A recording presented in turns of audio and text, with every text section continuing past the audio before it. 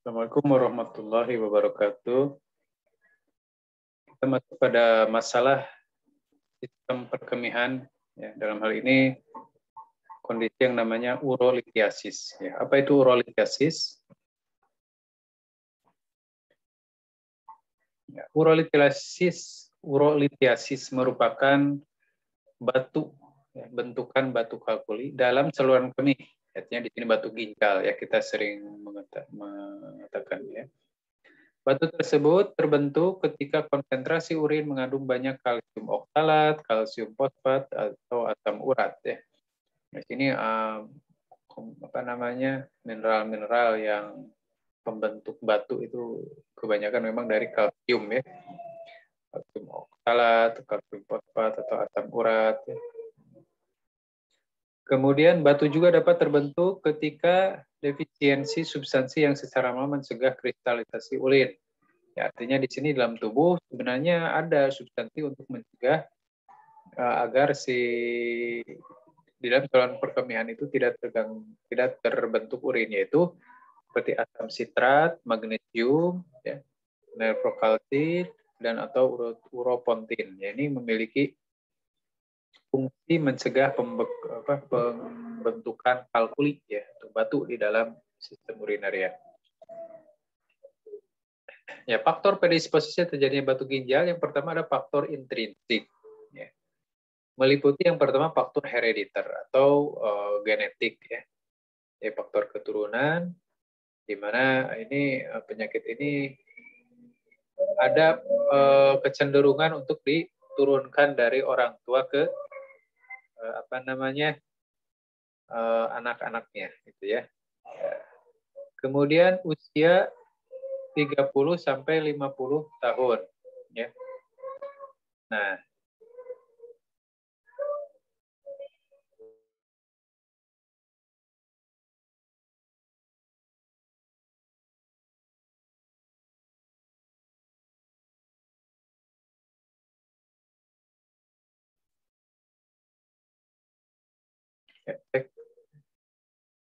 ya, usia 30 sampai 50 tahun.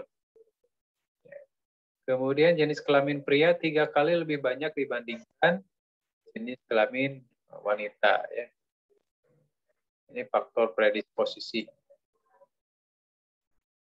Kemudian faktor ekstrinsik ya atau faktor dari luar. Yang pertama adalah geografi ya. Nah, faktor lingkungan ya, di mana dia tempat tinggal. Ya. Di sini juga ini mempengaruhi ya terbentuknya batu ginjal di mana pada orang-orang yang hidup di lingkungan yang lebih memiliki kandungan air terutama ya, banyak fosfat ya, atau kapur ya, pergunungan kapur ya. Nah, itu banyak sekali yang menderita batu ginjal ya, karena setelah diteliti kandungan airnya itu mengandung banyak kalsium dan fosfat ya. Itu faktor geografi ya.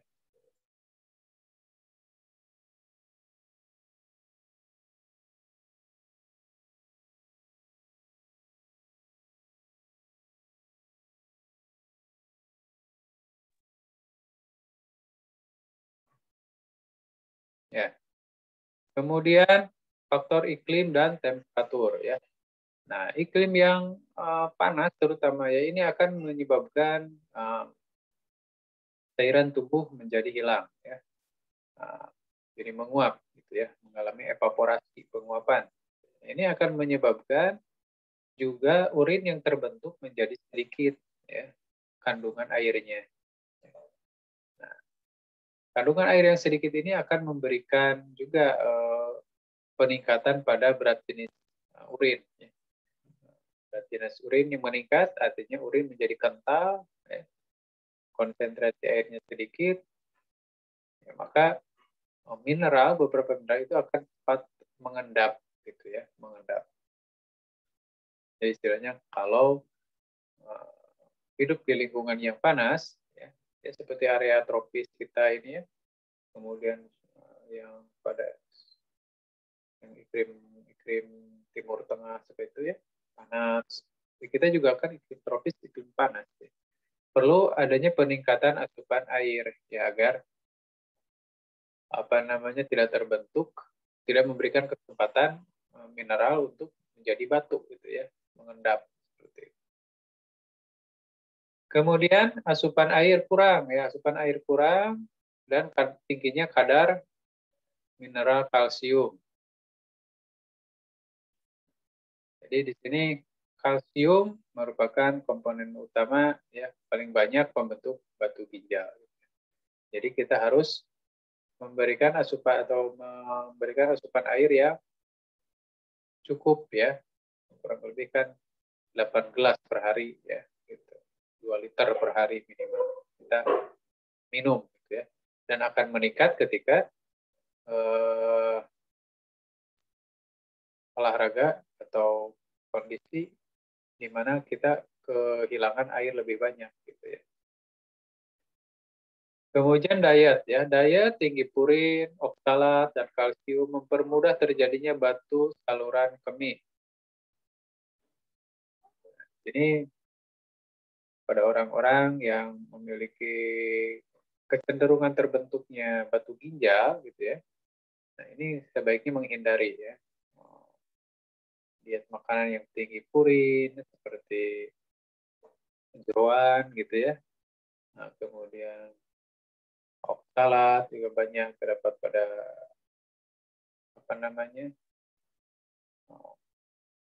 beberapa sayuran ya seperti jahe gitu ya, jahe, kemudian kunyit ya. Nah, itu banyak oksalatnya ya pada orang-orang tertentu. Nah, kalau kalsium banyak juga pada produk susu ya, kemudian pada daging ya, pada produk daging. Ya, di sini perlu disesuaikan lah dietnya ya. Tapi bukan berarti anti atau jangan sampai memakan sama sekali karena di dalam daging, dalam susu itu juga mengandung mineral lain selain kalsium ya yang diperlukan oleh tubuh. Gitu. Kemudian pekerjaan banyak duduk atau kurang bekerja fisik juga inilah ya pola hidup manusia zaman sekarang banyak duduk, kurang aktivitas ya. Pola hidup monoton menyebabkan sirkulasi juga menurun. Ya. Gitu. Nah, artinya di sini menyebabkan penurunan karena kalau kita bergerak itu kan meningkatkan sirkulasi atau filtrasi juga di dalam ginjal ya, sehingga ketika banyak bergerak maka eliminasi akan lancar gitu ya. Eliminasi akan lancar dan ini akan memberikan kecepatan yang sedikit pada mineral untuk menjadi batu lah seperti itu. Karena ukurannya memang tidak yang namanya kalsium mineral itu tidak makroskopik, ya mikroskopik. Jadi kalau terjadi selama bertahun-tahun, nah itu bisa saja menjadi batu gitu ya. Nah, seperti apa namanya supir kendaraan yang jauh gitu ya. Ya pokoknya kirim barang yang sampai antar pulau gitu ya. Nah itu kan kadang-kadang dia itu katanya juga ya sering menahan kencing ya, mungkin tanggung lah atau ya memiliki atau menemukan tempat yang pas gitu ya untuk berhenti karena udah kendaraan yang besar itu kan jangan sembarangan berhenti ya, bisa mengganggu ya. Itu kadang-kadang katanya ya walaupun kecil yang tertahan jadi botol aqua gitu. Jadi di situ sering menahan kencing lah pokoknya kalau pada supir-supir truk yang gitu ya. Atau trailer apa gitu ya, pengangkut peti kemas macam itu, pengirim barang yang antar pulau. Batu bisa ditemukan dimanapun, mulai dari ginjal hingga bladder. Ya. Ukuran batu bervariasi dari penumpukan granul-granul yang kecil-kecil disebut sebagai pasir hingga batu bladder yang sebesar buah jeruk. Ya. Jadi hanya seperti kecil-kecil seperti pasir ya, atau bisa sampai memang solid sebesar buah jeruk katanya yang mengisi ruang-ruang di ginjal ya, seperti itu. Nah, di sini sebarannya bisa di ginjalnya, bisa di uretranya, bisa di bladdernya ya. Makanya di seluruh bagian ginjal bisa terbentuk batu ya. Faktor penting yang mendukung proses pembentukan batu saluran kemih adalah infeksi ya, statis urin, imobilisasi lama ya, atau menurun dan perubahan metabolisme kalsium ya. Bisa jadi karena infeksi ya,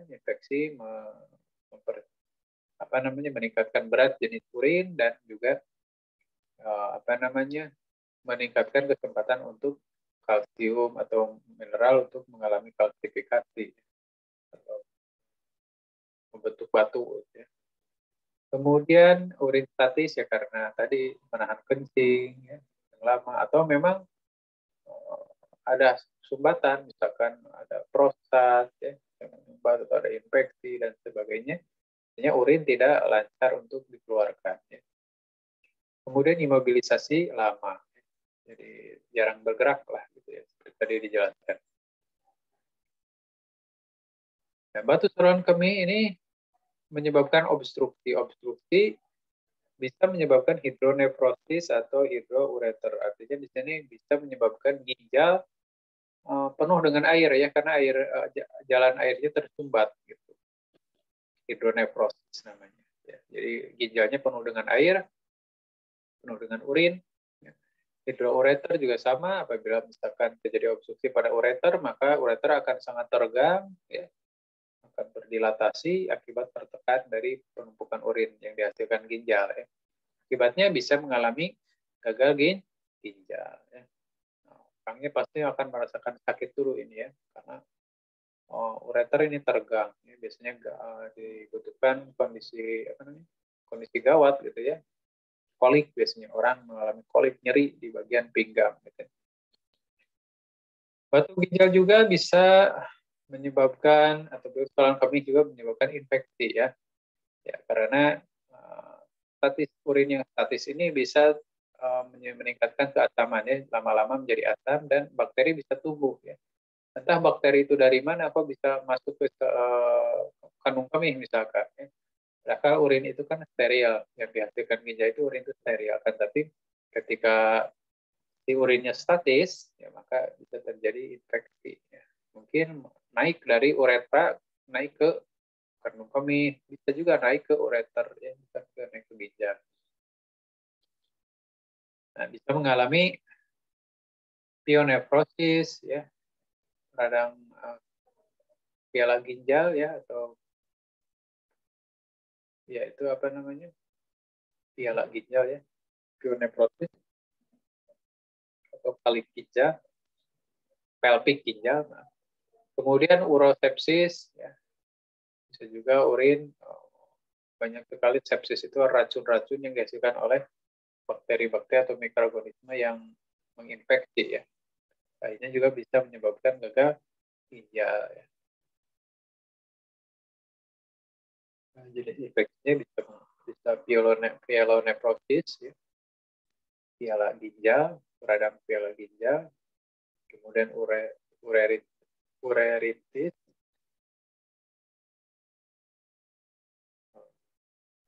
peradangan ureter atau sistitis ya, peradangan kandung kemih. Manifestasi klinisnya tergantung pada ada tidaknya obstruksi ya, infeksi dan edema. Jika batu memblok aliran urin, maka menyebabkan naiknya tekanan hidrostatik dan distensi pelvik renal dan ureter proksimal. Ya. Infeksi pielonefritis dapat terjadi akibat iritasi menetap oleh batu. Kenapa bisa terjadi infeksi? Ya, ini bisa diakibatkan karena iritasi ya, yang namanya batu itu kan sifatnya kalau kita lihat secara molekuler itu sifatnya tajam ya. Nah, mineral itu tajam, keras, tajam, dan ketika mengalir bersama air urin gitu ya, jadi si batu kristal itu akan melukai sedikit demi sedikit dinding-dinding dari saluran kencing gitu ya. Jadi karena sifatnya keras, ya, kalau kita lihat di mikroskop itu kan tajam gitu ya. Nah itu bisa menyebabkan perdarahan atau sampai infeksi ya. Jadi tempat lukanya itu ditempati oleh bakteri nanti. Ya. Nyeri pinggang sebelah dalam pada regio costovertebra, ya. Kemudian hematuri, piuri, ya. Hematuri mungkin urin, ya. Uria darah ya. Jadi kencing darah, kencing nanah, piuria itu kencing nanah. Ini bisa terjadi ya akibat dari tadi ya, infeksi tadi. Nyeri menyebar ke depan dan bawah hingga ke bladder pada perempuan dan menjalar ke testis pada kaum pria. Kemudian kolik renal yang melilit ya di pinggang, kemudian diare dan nyeri abdomen. Batu tersangkut di bladder biasanya muncul simptom iritasi dan berhubungan dengan infeksi saluran kemih dan hematuri. Jadi kalau terjadi batu di bladder itu sering diikuti juga tadi dengan infeksi ya karena urin tertahan dan terjadi perkembangbiakan bakteri. Bila batu menyumbat leher bladder, terjadi retensi urin. Apabila lubang keluaran dari kandung kemihnya tersumbat oleh batu, maka akan terjadi retensi urin. Ya, bila infeksi berhubungan dengan adanya batu, kondisi menjadi serius. Sepsis dapat mengancam kehidupan. Ya. Jadi kalau terjadi perkembangan bakteri yang banyak, kemudian bakteri itu mengeluarkan virus mengeluarkan racun atau dinamakan sepsis, ya maka itu adalah kegawat daruratan. Ya. Jadi racun yang menyebar ke seluruh tubuh itu adalah sepsis namanya ya. Penanganannya tujuan utamanya untuk mengeradikasi batu atau menghancurkan batu. Kemudian menentukan jenis batu dan mencegah kerusakan nefron, mengontrol infeksi dan mengurangi obstruksi. Bila batu tidak bisa lewat secara spontan, akan terjadi komplikasi. Ya. Artinya di sini kalau tidak bisa keluar dengan sendirinya, maka lama-lama akan menjadi komplikasi. Maka harus dilakukan pembedahan, kemudian tindakan extracorporeal shockwave lithotripsy atau SWL, atau mengeluarkan batu secara endurologic ya atau perkutan. Jadi berbagai macam tindakan pembedahan ya, dibedah ininya bagian anatomi ginjal yang mengalami batu obstruktif. Kemudian atau juga dengan alat yang namanya ESWL sekarang sudah banyak dilakukan ya. Ini dengan menggunakan gelombang kejut ya atau istilahnya ditembak ya. Jadi si batunya digetarkan ya, ditembak oleh gelombang elektromagnet sehingga batu di dalam ginjal itu istilahnya bergetar gitu ya. Ditembak kemudian nanti diharapkan bisa hancur ya. Bisa hancur si batunya. Nah, kalau sudah hancur akan menjadi kecil-kecil dan diharapkan bisa keluar secara spontan ya, melalui urin seperti itu. Ini juga tergantung dari besar batunya. Kalau batunya sangat besar itu kemungkinan susah ya, karena yang namanya gelombang itu juga bisa merusak juga organ ginjal ya seperti itu. Nah, maka biasanya lebih dipilih pembedahan kalau memang sampai terjadinya namanya staghorn ya, batu yang sangat besar sampai mengisi kalik-kalik ginjal, kalik mayor, kalik minor, terjadi misalkan bentukan batu, ya itu harus dioperasi ya. Ureteroskopi adalah tindakan analisis ya atau diagnostik ya untuk melihat batu ya. Tapi juga dia bisa menghancurkannya. Akses ke batunya dengan memasukkan ke ureteroskop ke ureter dan memasukkan laser. Kemudian elektrohidrolik lithotriptor melalui ureteroskopi untuk memecah dan mengeluarkan batu. Ya, di sini apa namanya, elektrohidrolik ya. Jadi di sini seperti apa namanya ya, alat untuk mengeluarkan gelombang ya, ultrasound. Gitu ya. Biasanya ini bisa juga menghancurkan batu ya.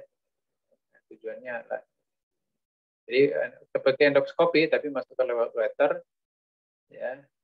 Kemudian dimasukkanlah alat ya, elektrohidrolik, hidrolik lithotriptor ya. Lithotriptor itu ya.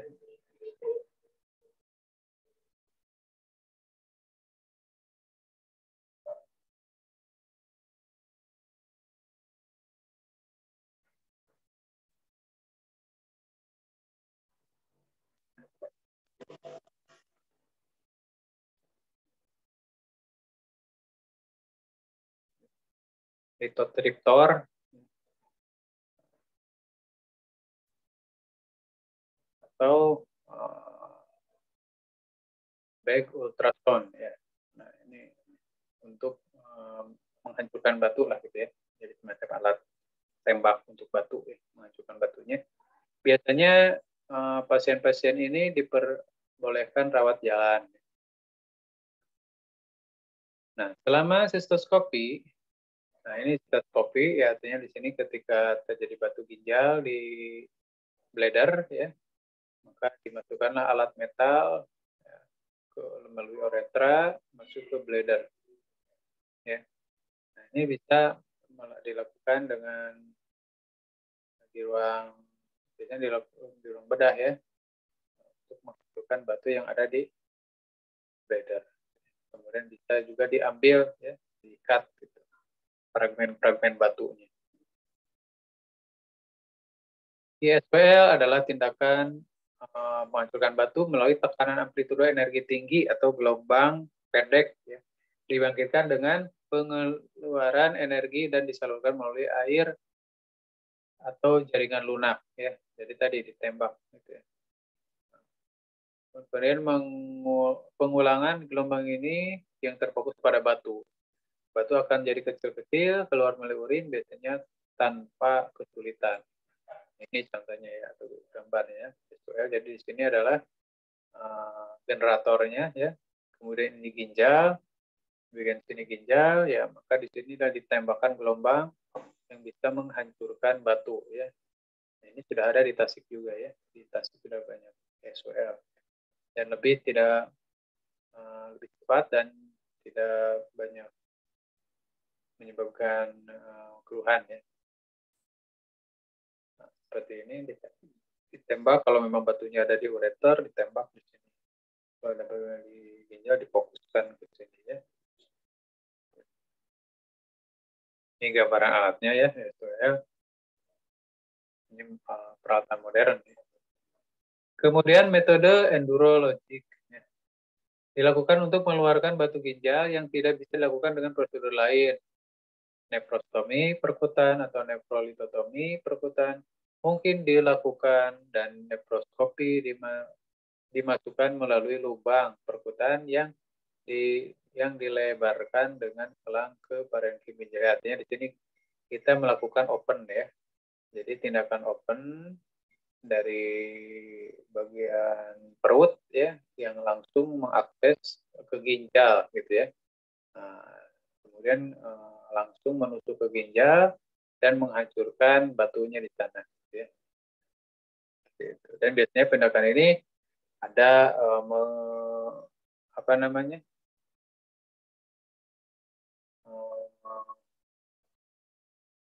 Apa dicirikan dengan adanya drain ya, drain. Drain itu saluran selang untuk mengeluarkan darah ya dari ginjalnya.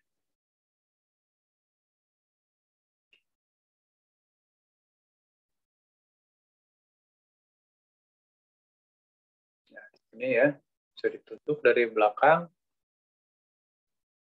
ya, langsung ke ginjal, kemudian dihancurkan. Dan ini nanti akan ada drain di sini ya, pelan. Dalam beberapa hari ini bisa drain. Nanti ginjal juga akan memperbaiki dirinya ya, karena ini kan terluka, nanti akan menutup sendiri. Ya. Untuk langsung bekerja, kemudian untuk dihancurkanlah si batunya. Ini nama-nama istilah bedah ya, tindakan bedah, batu ginjal ya. Intervensi bedah diindikasikan bila batu tidak berespon terhadap bentuk tindakan lain ya. Yang pertama batu di ginjal namanya nephrotomy ya. Mengangkat ginjal dengan membuang batu ya, menyayat ginjal ya dengan membuang batu atau nephrectomy. Kemudian batu pada pelvic ginjal pyelolitotomy. Kemudian batu ureter uretrolitotomy, batu bladder cystotomy ya. Nah, ini nama-nama operasi saja jenis operasinya. Kalau tomi berarti itu memotong ya, menghancurkan.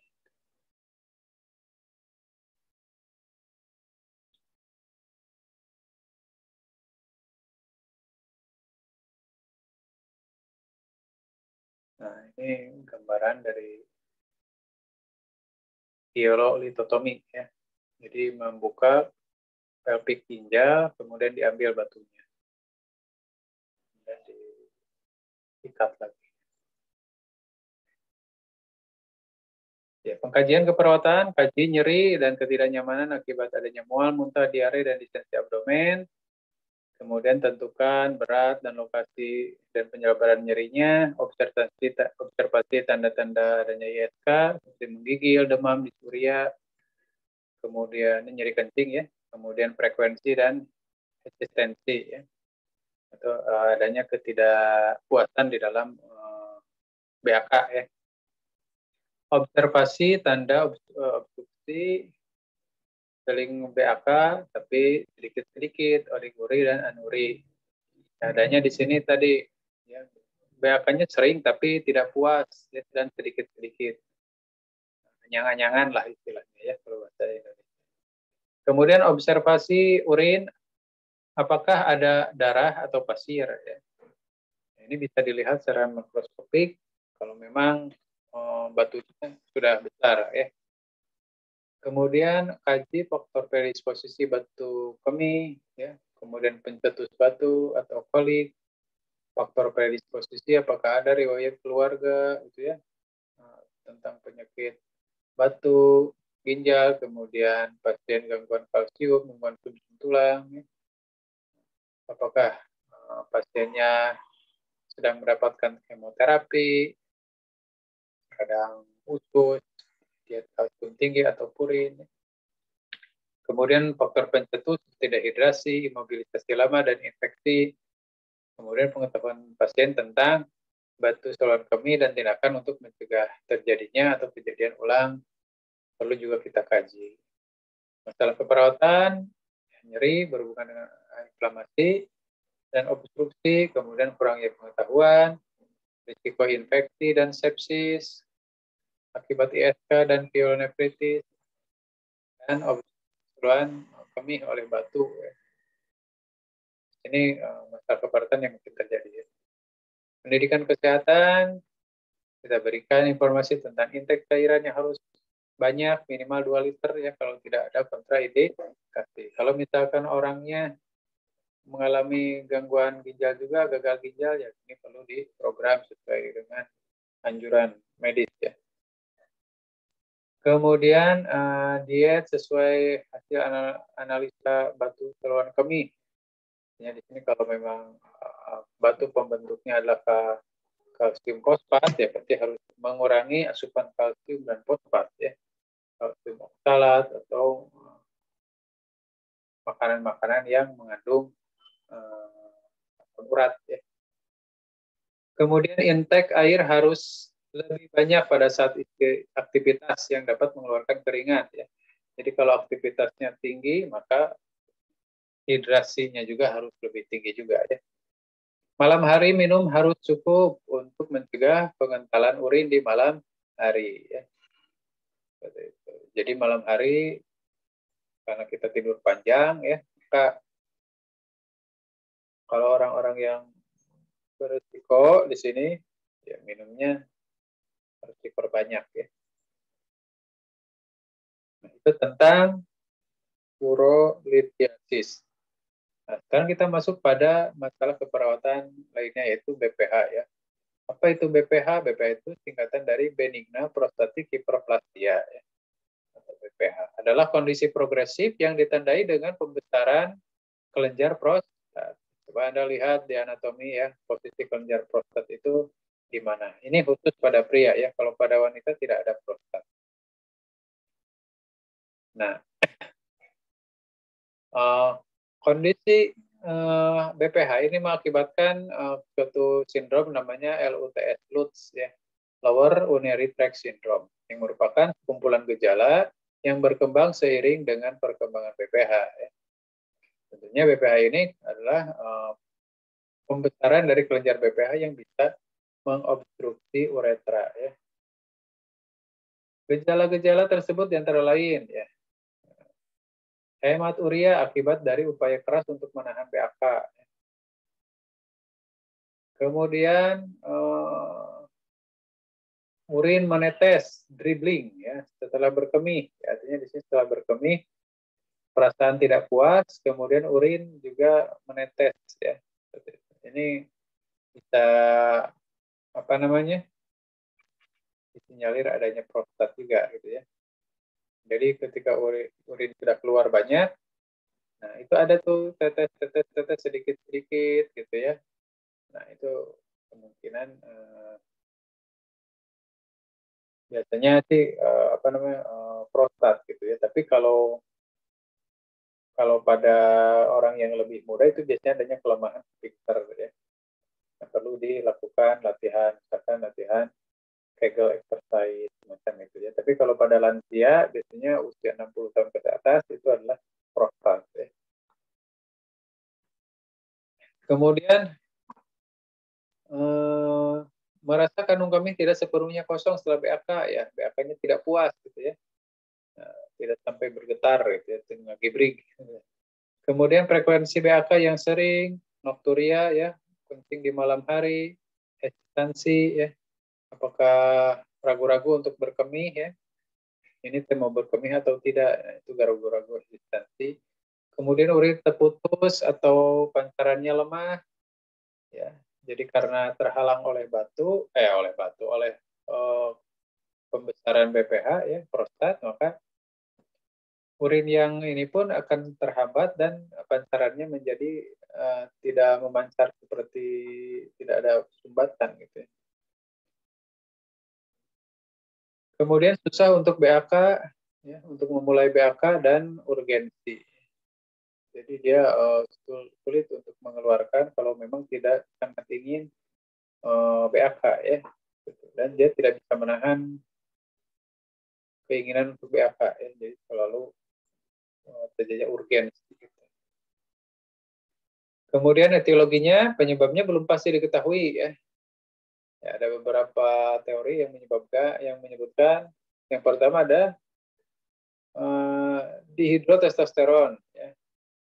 Peningkatan 5-alfa reduktase dan reseptor androgen menyebabkan epitel dan stroma dari kelenjar prostat mengalami hiperplasia ya. Jadi kekurangan hormon testosteron gitu ya. Nah, ini menyebabkan si prostat menjadi hiperplasi katanya ya. Tapi ini juga belum pasti ya. Ini teori yang memang yang paling ilmiah itu ini. Ya. Penurunan kadar testosteron. Ya. Biasanya penurunan kadar testosteron itu pada lansia gitu ya, terjadinya. Maka penyakit ini juga identik dengan penyakit lansia. Perubahan keseimbangan hormon estrogen testosteron pada proses penuaan terjadi peningkatan hormon estrogen dan penurunan testosteron yang menyebabkan hiperplasia stroma. Interaksi stroma epitel, peningkatan endodermal growth factor, fibroblast growth factor dan penurunan transforming growth factor beta menyebabkan hiperplasia stroma dan epitel. Ini catat saja ya. Nah, ini patofisiologinya. Ya. Intinya di sinilah terjadi apapun faktornya ya, apakah itu menua atau kurang interaksi sel epitel dan sebagainya, kemudian penurunan hormon, ini menyebabkan hiperplasia dari sel-sel prostat. Ya.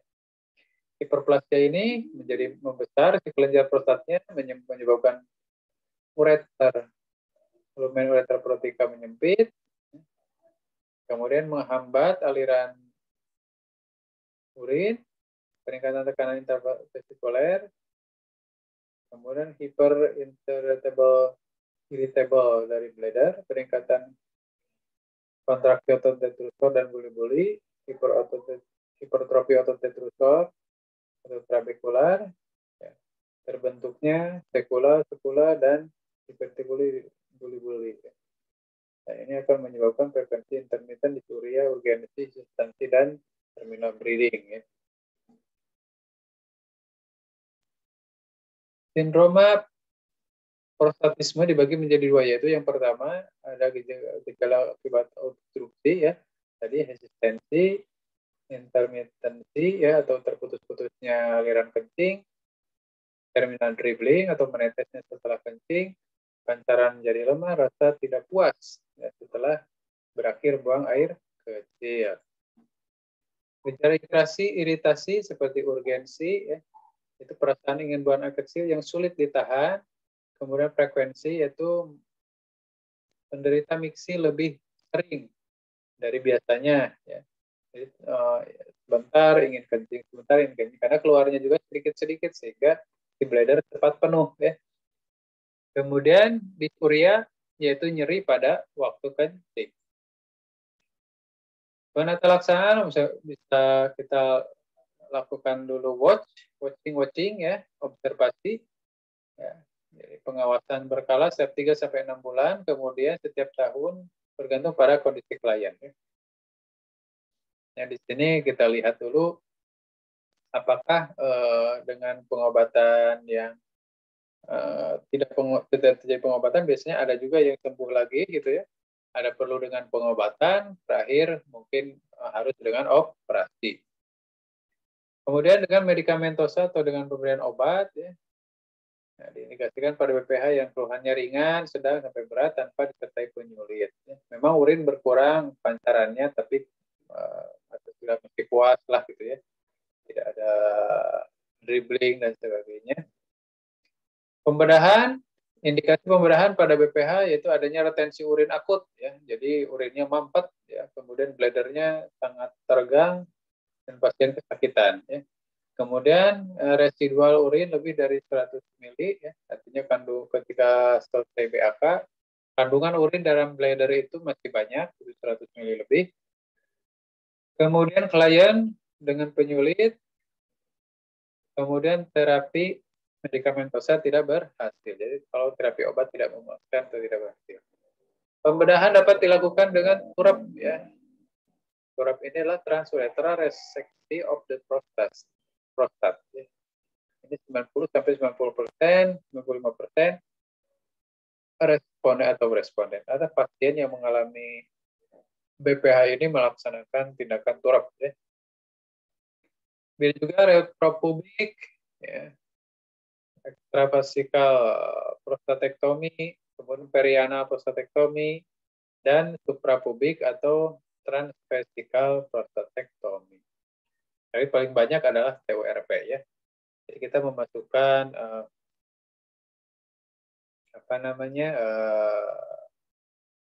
alat ya, gambarannya ada.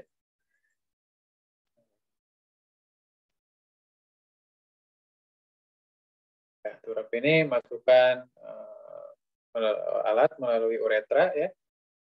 Kemudian dia nanti akan masuk ke saluran prostat dan akan memotong jaringan prostat yang mengalami hiperplasia tadi. Diagnosis keperawatan preoperasi, adanya obstruksi akut, ya, berhubungan dengan obstruksi mekanik, nyeri akut, kurang pengetahuan. Post operasi nyeri, adanya spasme atau infeksi sekunder bladder, infeksi sekunder bladder prostat ya akibat turap. Kemudian risiko tinggi infeksi ya, berhubungan dengan prosedur invasif. Kemudian risiko tinggi disfungsi seksual. Ya kadang-kadang di sini juga pasien bertanya ya apakah setelah operasi TWRP ini kita memiliki anak kembali atau aktivitas seksualnya normal. Ya kita katakan bahwa memang pada awal-awal operasi ini selama kurang lebih mungkin 2 minggu itu akan mengalami kesulitan untuk menahan air kencing biasanya ya. Ya air kencingnya yang tadinya tersendat itu sekarang sulit untuk ditahan ya karena saluran kencingnya masih ada yang luka gitu ya. Nah, di sini ketika 2 minggu lebih biasanya akan kembali ya, tapi sedikit-sedikit secara bertahap ya. Kemungkinan bisa kembali pulih ya ataupun bisa juga menetap ya. Artinya terjadinya inkontinensi yang menetap. Jadi si cairan urinnya itu sulit untuk ditahan ya. Untuk ditahan itu bisa terjadi terutama pada pasien BPH yang sudah mengalami beberapa tindakan TURP ya. Gitu. Jadi ya kambuh lagi ya, namanya keganasan ini kan keganasan juga maksudnya ya. BPH ini displastia itu maksudnya keganasan juga ya, pertumbuhan jaringan yang tidak normal gitu. Yaitu bisa kalau beberapa kali tindakannya kambuh lagi ya, bisa mengalami kerusakan pada sphincter ya. Sehingga sphincternya rusak akibat tindakan yang berulang kali, ini sulit untuk menahan kencing gitu. Nah, itu tentang BPH.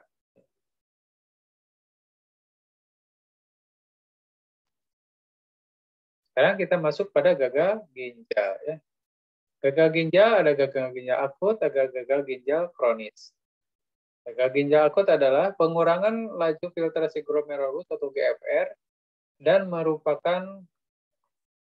perubahan kemampuan fungsional ginjal untuk mempertahankan ekskresi air yang cukup untuk keseimbangan dalam tubuh atau sindroma klinis akibat kerusakan metabolik atau patologik pada ginjal yang ditandai dengan penurunan fungsi yang nyata dan cepat serta terjadinya azotemia.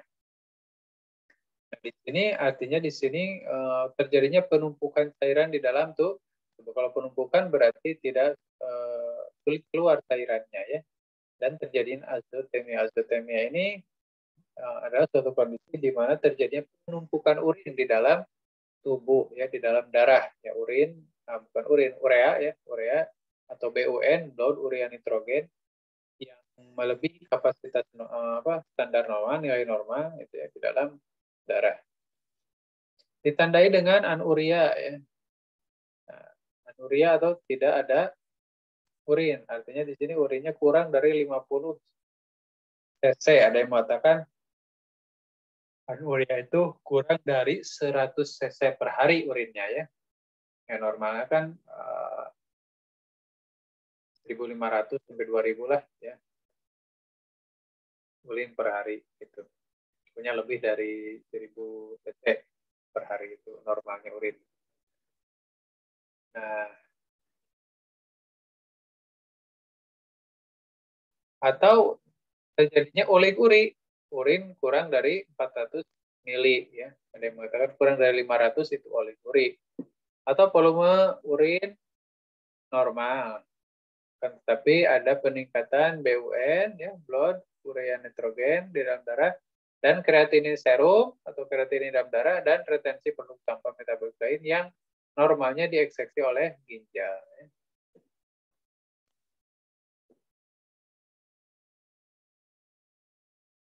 Nah, gagal jantung ini bisa gagal ginjal akut ini bisa terjadi pada prerenal, intrarenal, dan postrenal ya.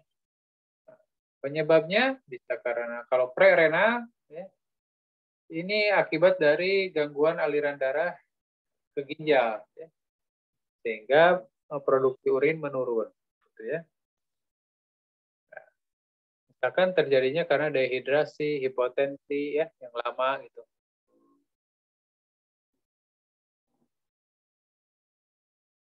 Nah, akhirnya terjadi hipoperfusi ginjal, GFR menurun, akibatnya parenkim ginjal juga akan mengalami gangguan, ya. Lama-kelamaan akan merusak ginjal, ya, jaringan ginjal kalau memang darahnya kurang yang masuk ke ginjal. Kemudian ini masalah prarenal. Jadi ginjalnya itu sehat-sehat saja, tapi yang bermasalah ada pasokan darahnya itu ya, prerenal. Kalau intrarenal jelas yang bermasalah adalah ginjalnya ya. Nah, menyebabkan gangguan pada parenkim ginjal akibat kerusakan struktur glomerulus atau tubulus. Kalau pasca renal itu biasanya karena obstruksi di bagian distal ginjal. Ya, tekanan di tubulus ginjal meningkat, akhirnya jadi filtrasi glomerulus meningkat. Akhirnya laju filtrasi glomerulus meningkat. Artinya di sini terjadinya obstruksi ya, baik itu oleh batu, oleh infeksi, oleh radang dan sebagainya. Nah, itu terjadinya di tubulus biasanya ya, tubulus sampai ureter, bladder dan sebagainya. Jadi di luar ginjal. Ya, di sini contohnya dari masalah prerenal yang menyebabkan gagal ginjal akut adalah hipovolemia ya, kekurangan cairan. Kemudian penurunan curah jantung ya, artinya misalnya hipotensi atau gimana ya. Nah, kemudian perubahan rasio resistensi vaskuler ginjal sistemik ya. Ya, di sini terjadinya halangan ya aliran darah ke ginjal. Ya. Kemudian hipoperfusi ginjal, ya. Masalah di renal contohnya obstruksi renovaskuler ya, jadi ada obstruksi di baik di arteri renalis gitu ya. Kemudian obstruksi atau penyakit dari glomerulus mikrovaskuler ya. Misalkan terjadi infeksi, kerusakan, trauma di glomerulusnya.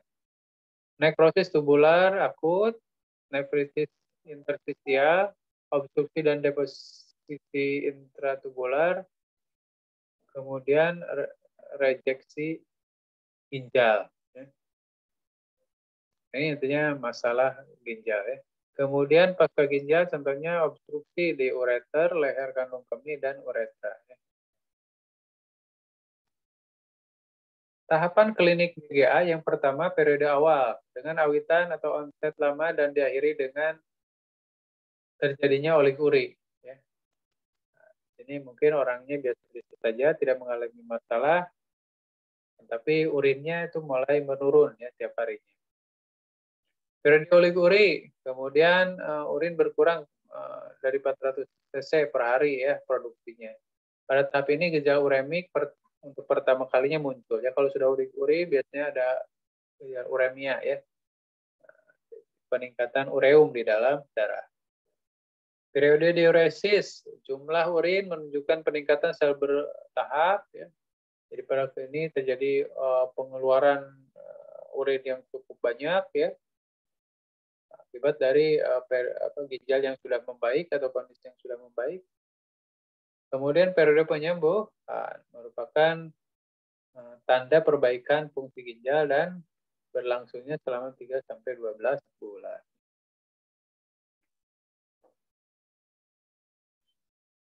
Nah, ini gambaran saja ya. Manifestasi klinis, pemeriksaan lab, dan pemeriksaan penunjang.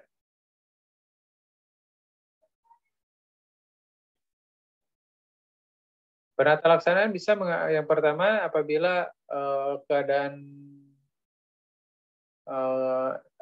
berbahaya ya, maka metabolit di dalam darah harus segera dikeluarkan dengan segera ya.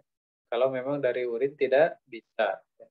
Nah, pengeluaran metabolit atau air yang berlebihan dengan segera itu adalah dengan proses dialisis ya. Dialisis ini hemodialisa ya. Jadi dengan menyaring darah melalui dengan alat ya. Jadi alat itulah alat hemodialisa.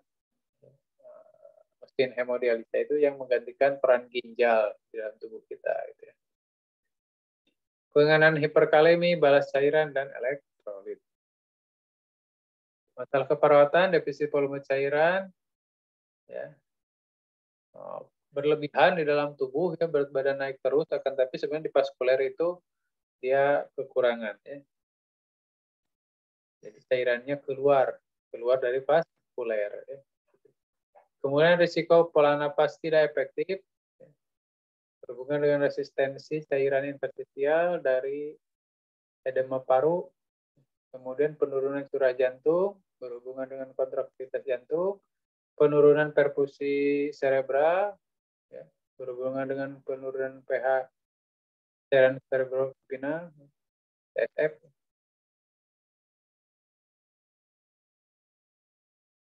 Jadi cerebrospinal fluid akibat asidosis metabolik, kemudian resti aritmia dan kejang. Ini bisa terjadi gangguan masalah irama jantung ya karena gangguan komposisi dari elektrolit yang ada di dalam darah dan bisa mengalami kejang ya, atau seizure. Biasanya akibat dari penumpukan dari ureum yang berlebihan. Nah, kalau ada gagal ginjal kronik akut, pasti ada gagal ginjal kronik. Intinya secara tanda dan gejala sama seperti gejala akut, tetapi ini sifatnya reversible ya. Artinya ini tidak bisa disembuhkan ya. Itu sudah end stage ya, sudah fase irreversible, sudah end stage renal disease. Ya.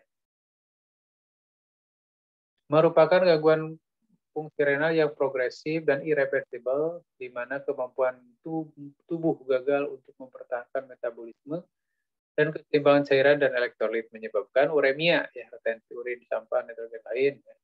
Gagal ginjal kronik adalah kerusakan ginjal yang terjadi selama lebih dari 3 bulan. Berdasarkan kelainan patologis atau petanda kerusakan ginjal seperti proteinuria. Jika tidak ada tanda kerusakan ginjal, diagnosis penyakit ginjal kronis ditegakkan jika nilai GFR kurang dari 60 mili per menit, ya, atau 1,7 per 1,7. Kemudian etiologinya bisa infeksi, hipertensi vaskuler, SLE, ya, poliartritis, terus penyakit autoimun, penyakit kongenital, DM, gout, hiperparatoid, kemudian nefropati toksik, obstruktif, kemudian batu saluran kemih.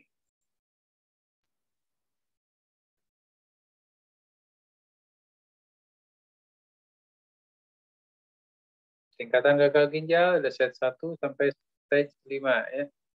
Stage 1 kerusakan ginjal, di permukaannya protein dalam urin dengan ditemukannya protein dalam urin dengan GFR normal. Kalau stage 2 kerusakan ginjal dan adanya penurunan GFR yang sedikit. Kemudian stage 3 kerusakan ginjal, adanya penurunan GFR yang moderat.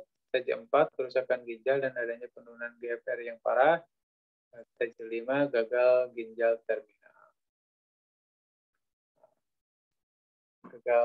Stadium 1 tadi ya, kelainan ginjal yang ditandai dengan albumin urea ya. Artinya terdapatnya albumin atau protein yang ada di dalam urin ya.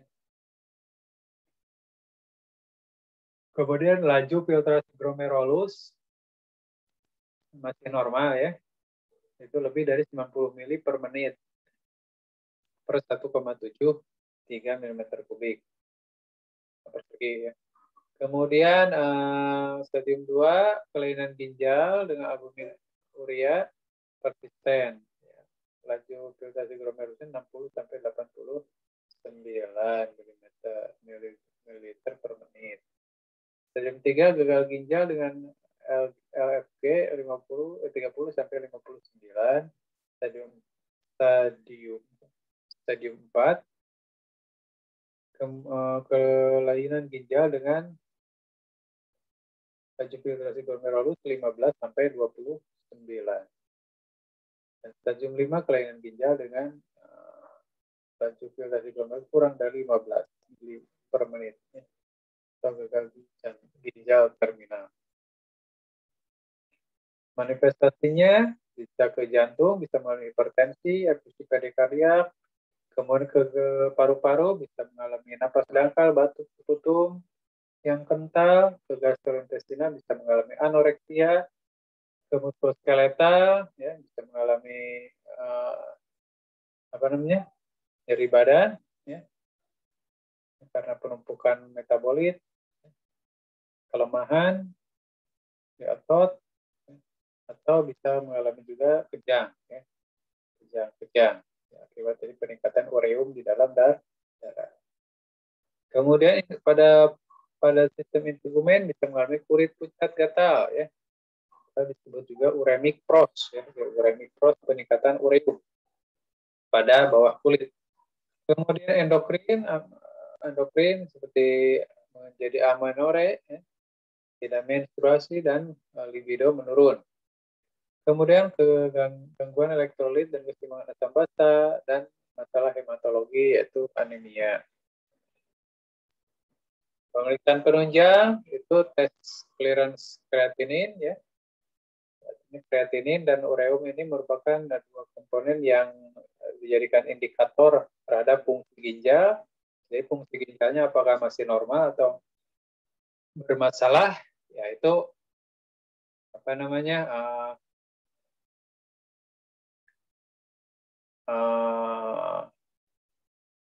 dilihat dari konsentrasi kreatinin dan ureum. Secara lengkap AGD, abusan darah, urinalis, BNO, FPP, USG, EKG, renogram, renal aterogram, dan röntgen parah. Ini pemeriksaan penunjang untuk melihat masalah di ginjal dan juga dampaknya ke seluruh sistem tubuh. Ini tadi sudah di. Ya.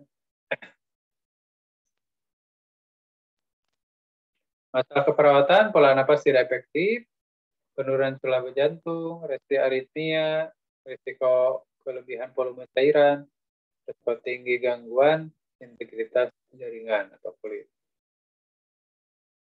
Nah, mungkin pembahasan tentang gangguan beberapa masalah di sistem perkemian disebut sekian. Wabillahi taufiq wal hidayah. Wassalamualaikum warahmatullahi wabarakatuh.